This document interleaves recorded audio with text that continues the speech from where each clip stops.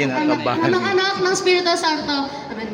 Lord God, maraming salamat po dahil simula sa aming pagpasok, Lord God, at ngayong oras ay ligtas kami, Lord God. Pinasasalamatan ka po namin sa mga talento at sa talentong iyong binigay sa amin, Lord God, at sana gamitin pa namin ito sa mabuti, Lord God, at pinasasalamatan ko po ang ating mga math department. Salamatan ko po ang ating math teachers at ang math officers, lalo na po ang ating principal. Lord God, at Lord God, pinasasalamatan po namin ang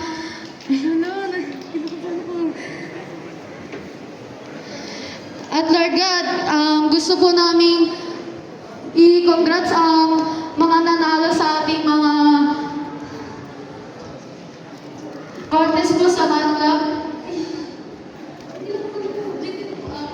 Lord God, maraming salamat po dahil natikot-tikot po kami ngayong araw at sana po sa aming pag-uwi ay ligtas kami, Lord God, at pinasasalamat sa amin, Lord.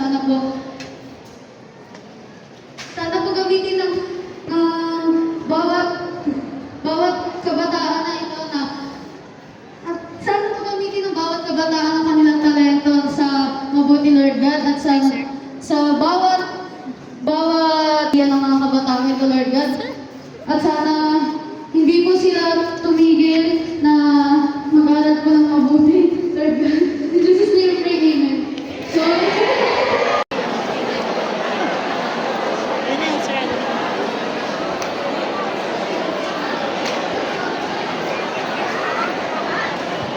Okay.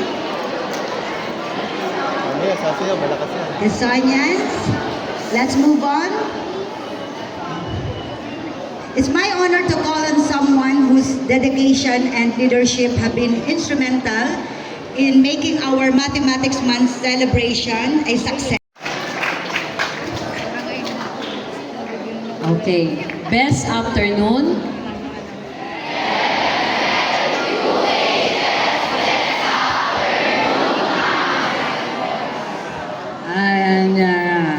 Ayan, hindi kayo nakikinig. Hindi nyo sinabi ang pangalan ko. Okay? So, bago ako magbigay ng opening remarks, gusto ko munang mag-correct. Okay? So, kapag ka makabayan song tayo, makabayan song, pambansang awit, at saka yung prayer natin, kahit anong galing at kahit anong ganda ng kanilang performance, hindi po tayo papalakpak. O, alam nyo na ngayon. Okay. Kahit pa manghang-mangha talaga kayo sa ganda at galing ng performance nila, hindi tayo dapat papalakpak. Maliwanag yun, ha? So, ayokong sa mga susunod na program ay ang grade 8 at ang grade 10 ay pumapalakpak sa makabayan song at sa prayer. Okay? Ayan.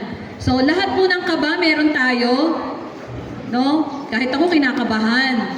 Ayan. So, pero dapat yung kaba na nakikita natin sa ating kapwa, ganun din tayo, di ba? Ayan. So, dapat iintindihin natin yon at uunawain. Okay? Ayan. So,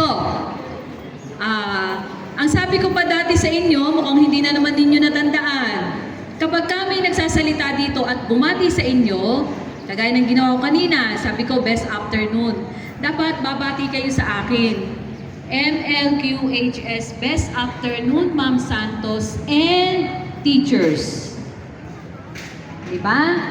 Ayan. So, babatiin din natin ang ating mga teachers. Maliwanag ba yon? O, huwag niyong kakalimutan, ha? Okay. So, umpisahan ko ang aking mensahe sa inyo. Nakikita niyo ba yung logo namin sa aming t-shirt? Ayan. Ang aming logo ay may kahulugan. Okay? Ginawa namin ito, binigyan ng meaning. Okay. Sige nga, kung nakikita nyo, anong meron? Nakikita daw, opo. O, anong meron? Merong bumbilya. Ano pa? May gulay? Anong gulay? Cabbage? Nakakatuwa kayo ha. So may bumbilya. Hindi siya gulay. Ano siya? Siya ay di ba dahon? Ano pa? Oh, ito yung dahon, ito yung bumbilya. Ito ano to? Ha? Ano tawag doon? Berries? Ano tawag? Ang tawag natin doon ay gear. G-E-A-R. Gear. Okay? Ano ang ibig sabihin ng logo sa mat? Ayan. Umpisahan natin sa dahon kasi siya yung nasa labas. Ang ibig sabihin ng dahon,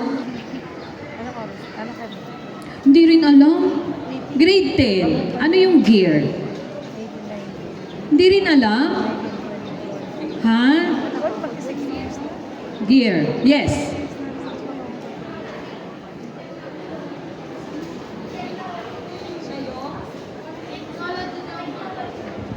Technology. Okay. So, kung technology siya, ano ang ginagawa niya? Ano ang ginagawa? Hala. Ano? Sabi kanina? Bearings. O, pagka may bearings tayo, anong ginagawa natin sa bearings? Inilalagay natin saan? Saan natin nilalagay? Yung bearings. Saan natin ginagamit yung bearings? Para gumulong. Di ba? Ayan. Di ba nilalagay natin yan sa parang skateboard? Para meron tayong improvised skateboard. Tama? Ayan. So, pag gumulong na yung bearings, tumatakbo na siya. So, pareho din yan sa gear. Okay? Kapag yung gear natin ay umikot, ano ang ginagawa ng gear? Base sa logo. Pinaiilaw niya yung bulb. Tama? Okay. Kapag umilaw na yung bulb, ano mangyayari? Ano mangyayari pag umilaw yung bulb? Liliwanag. Ayan.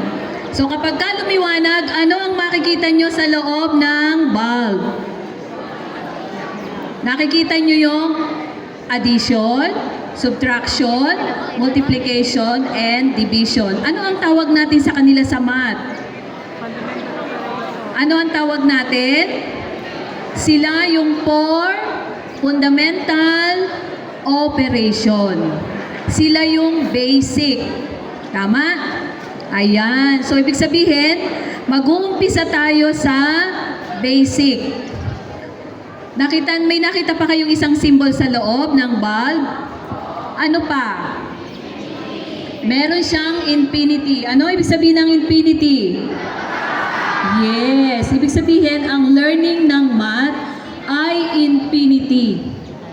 Ayan. Wala siyang katapusan. Ibig sabihin, kapag natuto ka ng 1 plus 1, forever na yan. Hindi yan nagiging 11. Diba? Pag natutunan mo na yung 2 plus 2, 4, 4 na siya forever. Hindi siya lapu-lapu. Diba? Ayan. Okay? So, ang ibig sabihin natin, ang mathematics ay forever. Ang learning natin ay forever. Wala siyang katapusan. So, ibig sabihin, hindi applicable sa math ang nagkita pero hindi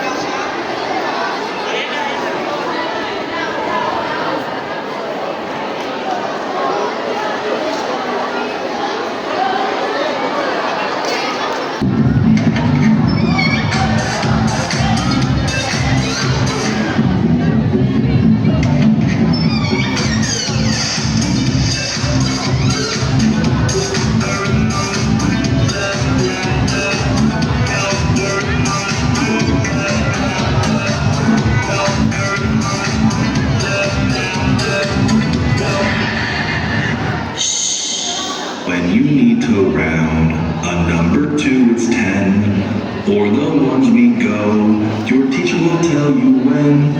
Is it 5 or more, or maybe 4 or less? Listen to the rest of the song and we will sort this mess.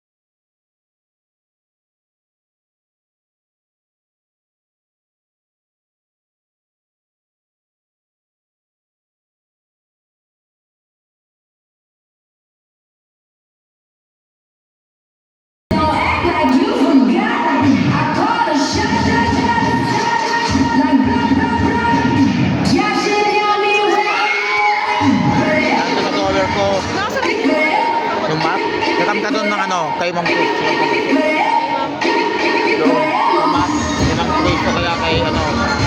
No, sa taas kay Sir Irvin.